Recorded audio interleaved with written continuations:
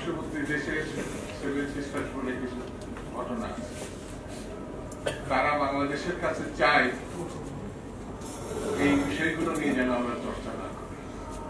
দক্ষিণ পূর্ব এশিয়ার মধ্যে একমাত্র দেশ যারা সশস্ত্র যুদ্ধে এক সাগর রক্ত দিয়ে বাংলাদেশের স্বাধীনতা, পাকিস্তানের বেলুচ, পাঠান, সিন্ধি, গোর্খা আর বড় বড় মানে মনে হয় একেবারে তারা বিশাল একটা মানবদের অধিকার, তারা কিন্তু যুদ্ধ করে স্বাধীনতা এবং সেই বীরের জাতির কারণে ভারত যুদ্ধ করে স্বাধীনতা অর্জন করে।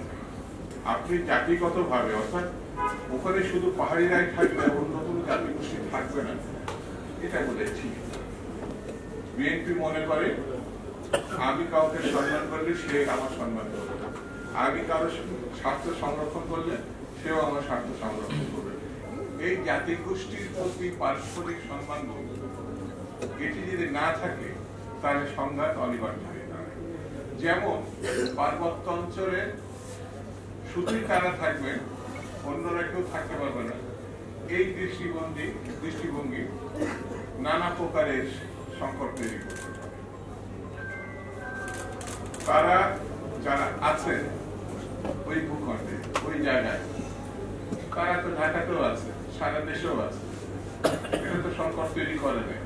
তাহলে এরা ওখানে গেলে সংকট হবে এইরকম যদি ভাবনা থাকে, তাহলে ভাই ভাই যে বিবাদ সম্পত্তি নিয়ে ঘরের মধ্যে একসময় সেটা বাইরে চলে যায়, এইরকম আমার পার্শ্ববর্তী দেশের সেভেন সিস্টার্স বলে কিছু ঘটনা আছে।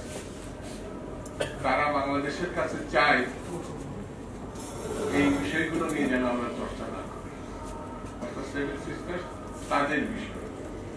তাহলে আমরা যদি পার্বত্য অঞ্চলের বিষয়টা অন্য কোনো কেউ চর্চা করব, এটা যখন বলবো তখন আপনার তো আপনার গ্রহণ করতে পারবেন। এতদিন পার্বত্য অঞ্চলের যা কিছু হয়েছে তারপর কেউ না কেউ ছিল, কোনো না কোনো শক্তি ছিল। এটা যারা করেছে তারা জানে, আমরাও জানি, বিশ্ববাসীও জানে। ছোট দেশ হিসেবে বাংলাদেশ যদি মনে করে যে এর পিছনে খোঁচাখুচি করলে কিছু হবে না, এই বিষয়টি কিন্তু ভুল হিসাবে চিহ্নিত। কারণ হচ্ছে আমার কাছে যেটা মনে হয়েছে দক্ষিণ পূর্ব এশিয়ার মধ্যে একমাত্র দেশ যারা সশস্ত্র যুদ্ধে এক সাগর রক্ত দিয়ে বাংলাদেশের স্বাধীনতা, এটা কিন্তু দয়া দাক্ষিণ্যতার কারণে আসে। পাকিস্তানের বেলুচ, পাঠান, সিন্ধি, গোর্খা আর বড় বড় মানে মনে হয় একেবারে তারা বিশাল একটা মানবদের অধিকার, তারা কিন্তু যুদ্ধ করে স্বাধীনতা। রবীন্দ্রনাথ ঠাকুরই দেখবেন বাঙালিকে সম্বন্ধে বলেছে, বাঙালি করেছে মানুষ করবে। কেন বলেছেন তিনি ভালো বলতে পারবেন, কিন্তু আমার কাছে মনে আছে বাঙালিরা আছে এতদ অঞ্চলের বীরের জাতি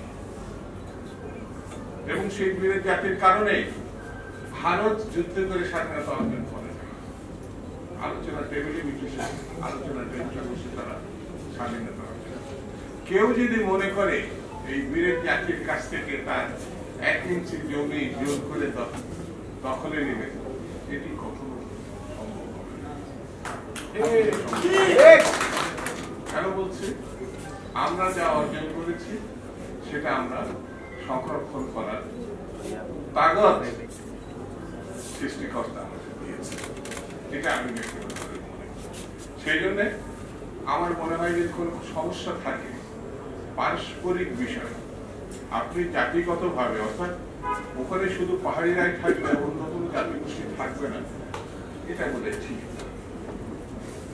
সম অধিকারের কথা, মানবিক মূল্যবোধের কথা, জাতির স্বাধীনতার কথা আমরা যদি স্বীকৃতি মানি, স্বীকৃত করি, মেনে নিই, তাহলে আপনার পাশের লোক যে জাতি গোষ্ঠী ধর্মেরই হোক না কেন পারস্পরিক ভাবে গ্রহণ করতে হবে, পরস্পরকে গ্রহণ করতে হবে। সেটি যদি করা সম্ভব না হয় সংকট অনুভূত হবে, সেই জায়গাগুলোতে সংঘাত বাড়বে, এটি বিএনপি প্রত্যাশা করে। বিএনপি মনে করে আমি কাউকে সম্মান করলে সে আমার সম্মান করবে, আমি কারো স্বার্থ সংরক্ষণ করলে সেও আমার স্বার্থ সংরক্ষণ করবে। এখানে মুসলিম খ্রিস্টান বৌদ্ধ প্রসঙ্গটা আমরা আনছি না এই কারণে যে আমরা সবাই মিলে যুদ্ধ করে বাংলাদেশটাকে অর্জন করেছি। হ্যাঁ, অতীতের কথা, যুদ্ধকালীন সময়ের কথা যদি আমি আলোচনা করি, আমাদের কেউ কেউ তো পাকিস্তানের পক্ষে ছিলেন।